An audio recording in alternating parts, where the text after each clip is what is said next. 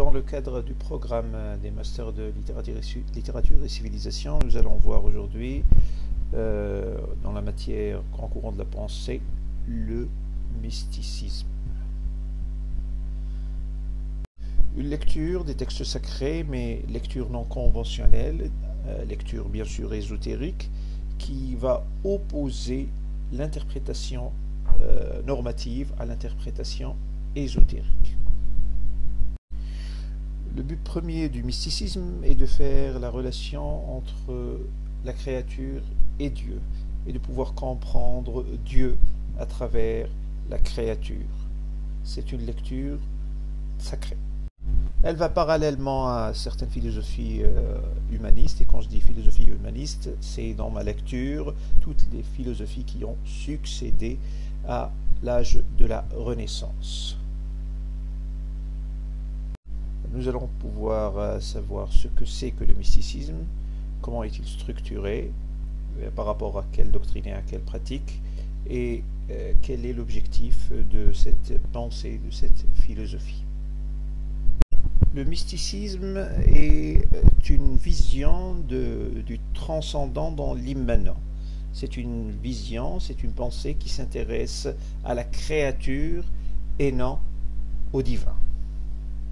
Vous pouvez voir à la page 2, note de bas de page 3, le Dalai Lama annonce que le bouddhisme n'insiste pas sur la croyance en un créateur, mais surtout sur la responsabilité personnelle.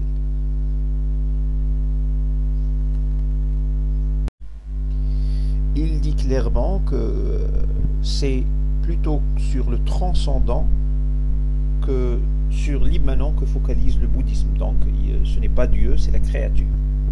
Chose qui fait de cette philosophie une pensée pas plus différente que les pensées rationalistes et humanistes en termes conventionnels.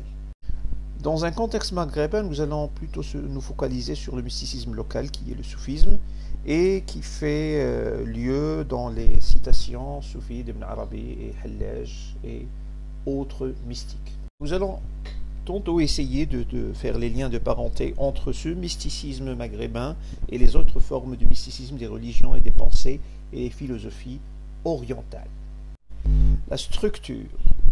Dans un contexte universel, le mysticisme chante trois doctrines essentielles qui font sa charpente matrice et sa vérité, qui est une manifestation de Dieu dans un être donné, une création. C'est cité à la note de bas de page 8, page 3.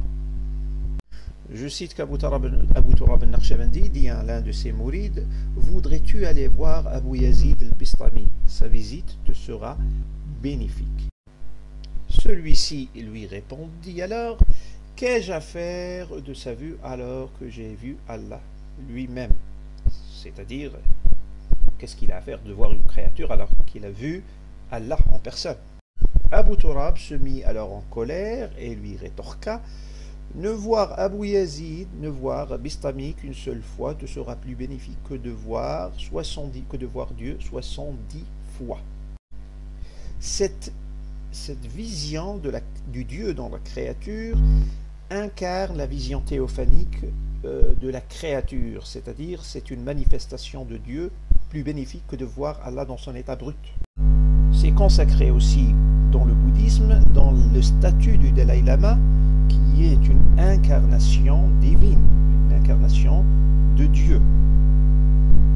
On retrouve aussi cette vision dans Jésus, dans l'incarnation de Jésus, dans l'incarnation de Dieu, dans l'être de Jésus, qui est une manifestation divine selon le christianisme. Existence, ou formulé en arabe, al-ittihad, l'union. Cette doctrine prétend que les deux existences divines et celle de la création sont entreliées. C'est comme une réalité et son reflet dans un miroir. Je cite Hallaj à la page 3, note de bas de page 11. Ce monde est le miroir de l'au-delà. Qui observe à travers ce miroir de l'au-delà est sauvé, et qui s'en divertit est perdu. Il aura obscurci son miroir. Elle est basée sur un ensemble de prières ou de pratiques physiques, par exemple comme la contemplation, comme l'adhkar. Elle est surtout basée chez les soufis, comme nous pouvons certainement voir dans certaines halqa de soufis, sur la prononciation de la troisième personne du singulier masculin. Hu. Hu ou il, qui signifie toute existence en dehors de l'existence propre, en dehors du soi, c'est-à-dire tout, c'est Dieu. Ce qui est intéressant dans le mysticisme, c'est que certaines pratiques physiques ne sont pas vraiment des pratiques très structurales, très normatives, pour ainsi dire très pieuses. Comme je disais, ces pratiques pas très pieuses, qui rejoignent très souvent l'érotisme, comme certainement le coït, sont l'objet de méditation. Dans ce contexte, je cite Ibn Arabi qui dit que la première chose que Dieu créa est le qalam, puis la table. Il dit au qalam, écris.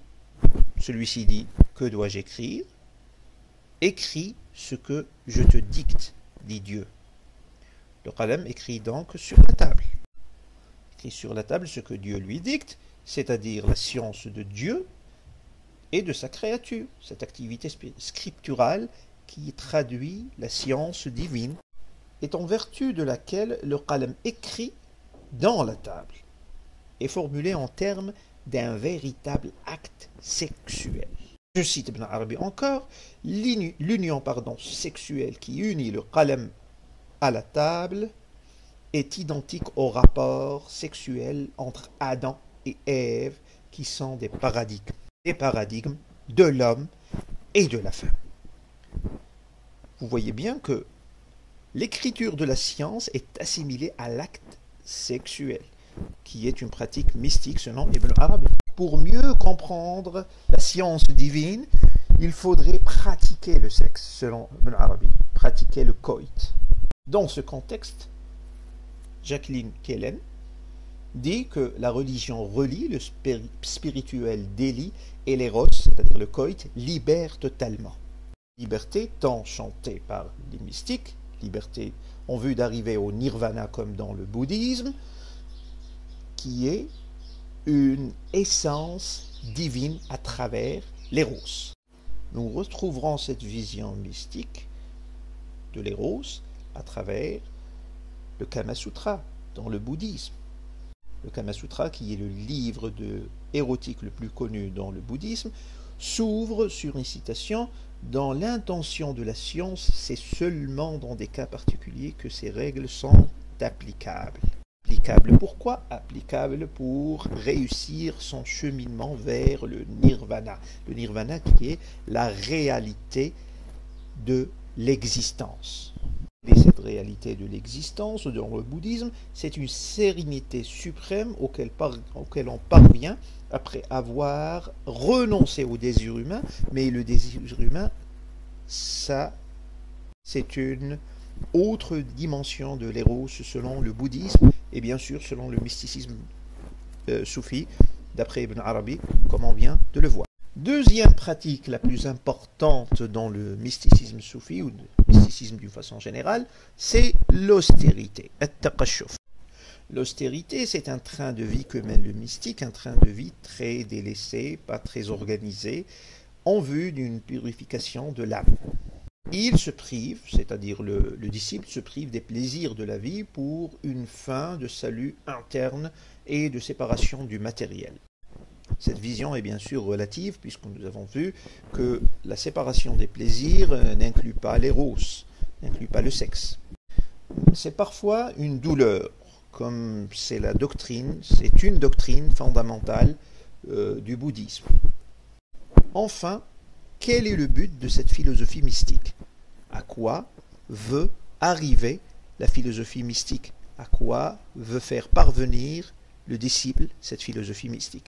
Bien sûr, le but principal et annoncé est d'arriver à un état spirituel et mental qui puisse permettre aux disciples de réaliser la réalité de cet univers et que c'est une entité d'Allah, qu'il fait que lui, comme disciple, est une entité de la divinité, c'est une partie de Dieu.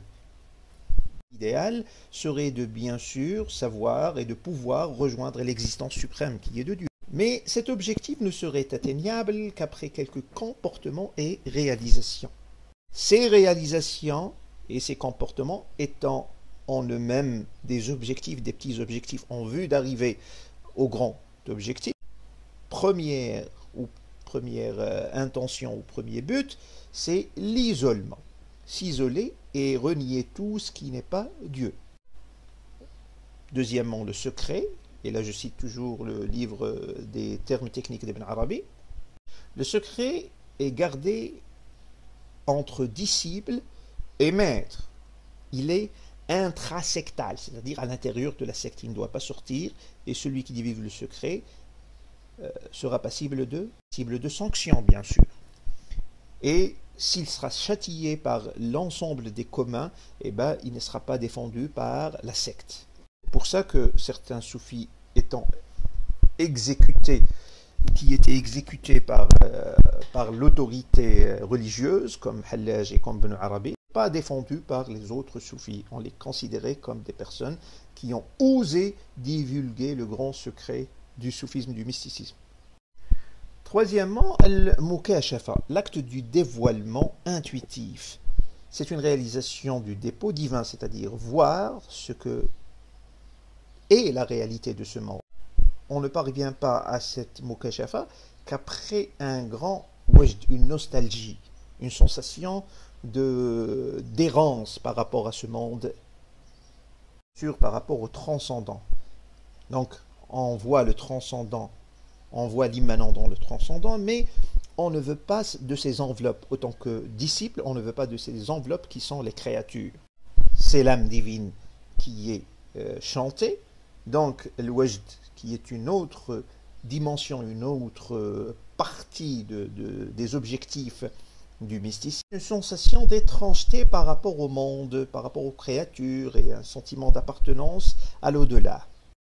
Parfois, ce wajd, c'est-à-dire cette overdose de nostalgie, va laisser place à ce qu'on appelle l'ivresse, sukr.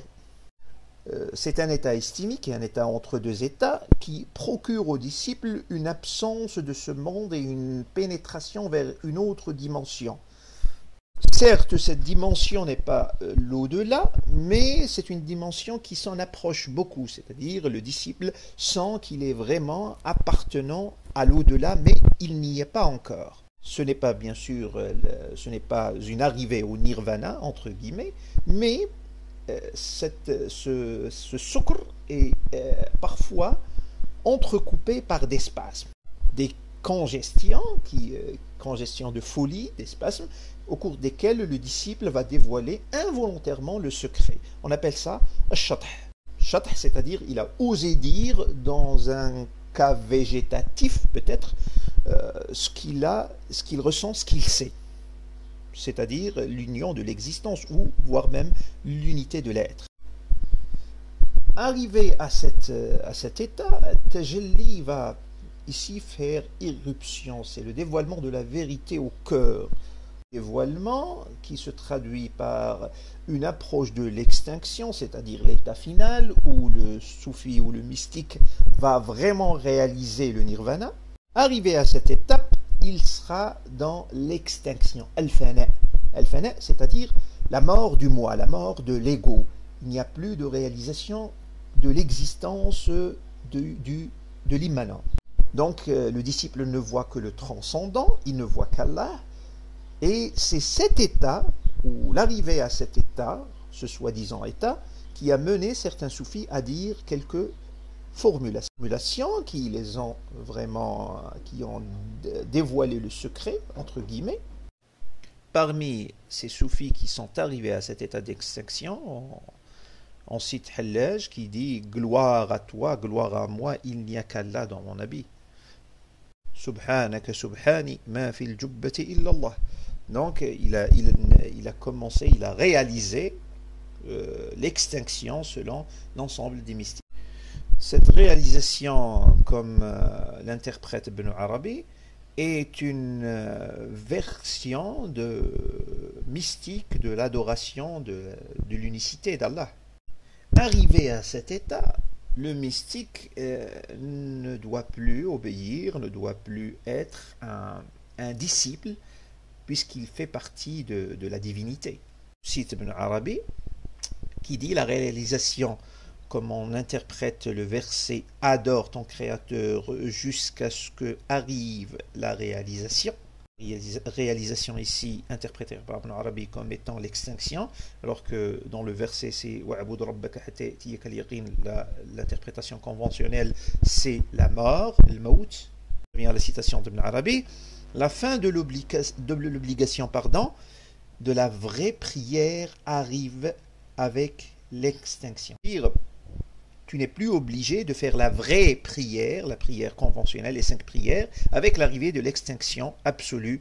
C'est la vraie réalisation, c'est-à-dire c'est comme ça qu'on arrive à l'extinction. Le disciple arrivé à l'extinction, à l'état d'extinction, voit qu'il n'est plus obligé d'obéir à Allah, d'être un serviteur d'Allah, puisqu'il est devenu lui-même divin, il est devenu lui-même Dieu. Donc, suite à cet acheminement, à ces états et ces étapes, le disciple arrivant à l'extinction, il ne se trouve plus obligé d'obéir. Toutes les obéissances, tous les cultes, toutes les religions se valent. Donc il n'y a plus à préférer islam, à christianisme ou à judaïsme ou à bouddhisme. Cette citation de Hallaj, à la page 7, incarne cette vision du culte universel.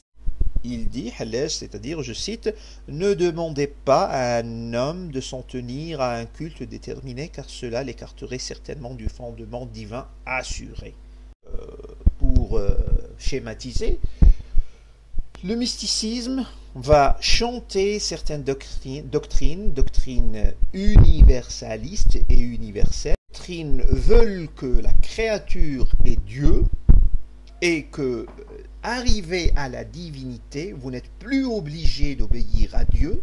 Le départ est la recherche de Dieu, mais la fin, c'est la réalisation que Dieu n'est qu'une illusion, puisque vous êtes Dieu, que la nature est Dieu, puisque tout est Dieu, donc il n'y a plus à essayer à obéir ou tenter d'obéir ou chanter le jardin d'Éden ou avoir peur des enfers.